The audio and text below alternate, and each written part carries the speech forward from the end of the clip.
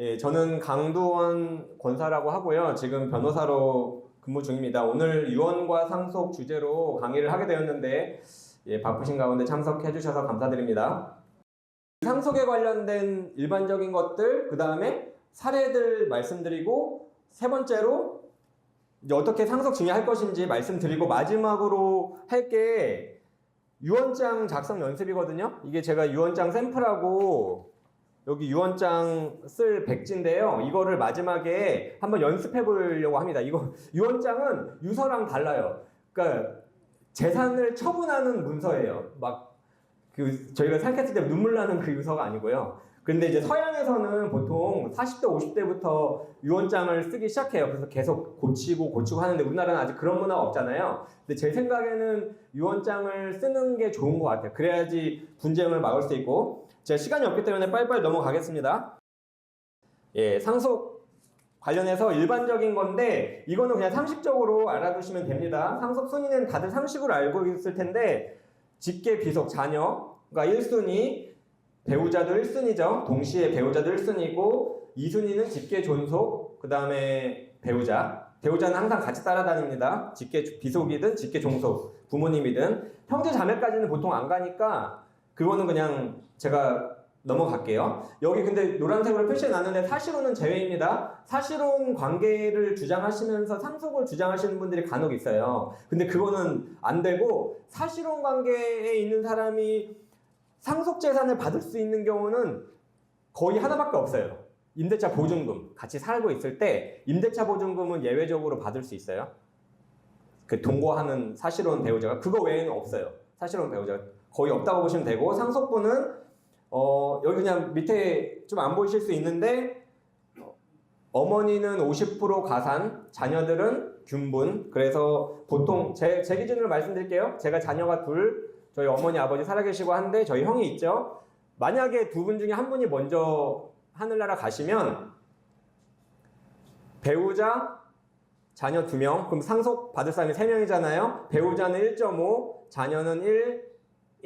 그러면은 1.5, 1을 더하시면 돼요. 그러면은 3.5분의 배우자는 1.5, 저는 3.5분의 1, 7분의 2.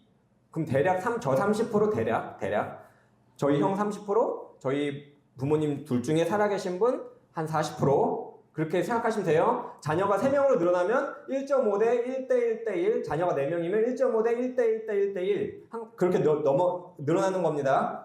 그 다음에 여기 상속세 부과 세율이 있는데 이따가 뒤에서 말씀드릴 텐데 배우자가 만약에 살아계신 분, 할아버지가 만약에 돌아가셨는데 혹은 할머니가 돌아가셨는데 배우자가 살아계신다. 그런 경우에 보통 10억 정도면은 상속세는 부과 안 된다고 생각하시면 돼요. 10억. 근데 배우자가 살아계시지 않는다. 자녀들만 있다. 그래서 할아버지 할머니 오래전에 돌아가시고 어머니만 남은 상태, 아버지만 남은 상태에서 돌아가셨다. 그러면 자녀만 남았다. 그러면은 그때는 5억 정도면은 세금이 안 붙어요. 상속세가. 근데 여기서 하나 참고하실 게 여기 지금 노란색 표시를 해놨는데 상속세 신고는 다 같이 하는 거예요. 다 같이. 우리나라가 어떻게 상속세를 신고하냐면요. 돌아가신 분의 재산 기준으로 다 모아서 만약에 저희 부모님 얘기하니까 좀 그런데 다른 분 얘기할게요. 다른 분 얘기하면은 어떤 분이 돌아가셨는데 자녀가 3명이에요. 그러면 장남이 가서 신고하고 장녀가 가서 신고하고 이게 아니에요. 한꺼번에 신고하는 거예요. 왜냐면 상속은 항상 돌아가신 분 재산을 하나의 묶음으로 보는 겁니다. 그래서 지금 이 강의 시작부터 끝까지 항상 머릿속에 두실 생각은 상속은 항상 돌아가신 분의 재산의 뭉치를 기준으로 한다. 받는 사람 기준이 아니라 돌아가신 분 기준으로. 그래서 상속세를 부과할 때는 국세청에서 상속재산을 조사를 합니다. 상속재산이라는 거는 돌아가신 분이 돌아가실 때 갖고 계신 거, 본인 명의로 예금이든 부동산이든 자동차든 갖고 계신 거, 이게 1번이고 2번은 10년 이내, 돌아가신 시점 2025년에 돌아가셨으면은 2015년부터 2025년 사이에 예를 들어서 장남이 결혼할 때 아파트를 해줬다, 전세금을 해줬다, 증여했잖아요. 그러니까 우리가 생전증여라고 표현을 하는데 돌아가시기 전에 그거를 다 합산해요.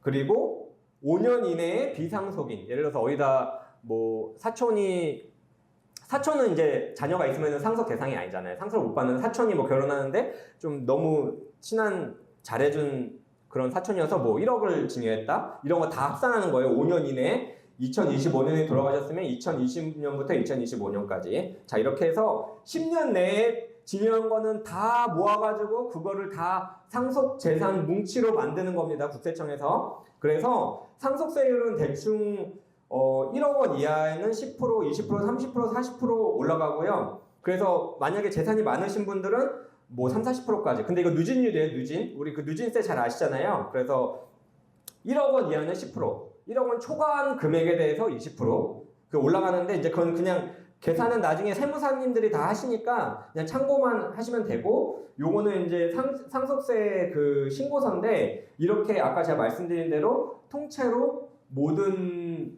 형제자매들이 같이, 자녀들이 같이 한 번에 신고를 한다. 그건 참고하시면 됩니다. 그래서 뭐가 공제되는지 말씀드릴게요.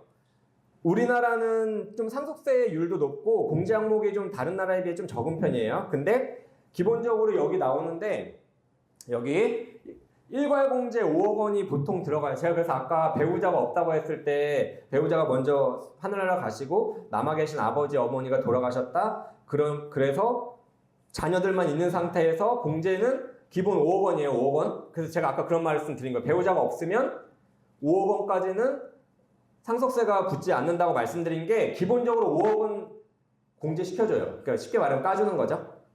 그 여러 가지 뭐 기초공제 뭐 이런 게 있는데 둘 중에 하나 선택이기 때문에 보통 그냥 일괄공제 5억 원 선택해요. 보통 자녀가 막 10명 뭐 이렇게 넘어가면 이제 일괄공제 5억 원보다 오히려 그런 게 더 난데 그렇게 되는 경우는 거의 없으니까 일단 이렇게 아시면 돼요. 그리고 배우자가 살아계신다 그러면 플러스 5억 원부터 시작해요. 배우자가 살아계시면 배우자 공제가. 그래서 배우자 살아계시면 기본 5억 원에 일괄공제 5억 원 합해서 10억 원이면은 상속세가 거의 발생되지 않는다. 그 다음에 세 번째 여기 금융재산 20% 공제는 추가예요. 왜 금융재산은 왜 추가로 공제를 해주냐면 20%까지 이제 2억 원 한도로 공제해주는데, 왜냐면은 금융재산은 국세청에서 과세하기가 좋잖아요. 다 실명제로 하니까 과세하기 좋고 현금이 아니고 하니까 과세하기 편하니까 돌아가시기 전에 금융재산으로 좀 만들어주세요. 현금이 있으면 은행에 넣어서 상속해주세요. 이런 취지로 금융재산 추가로 20% 공제해주는 겁니다. 만약에 예금이 1억 원이 있으면 20% 2천만 원 공제해주는 거예요. 추가로.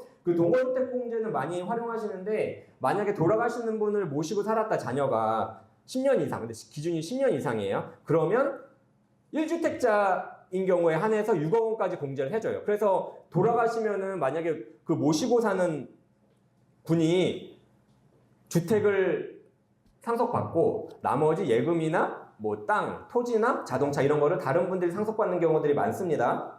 넘어갈게요.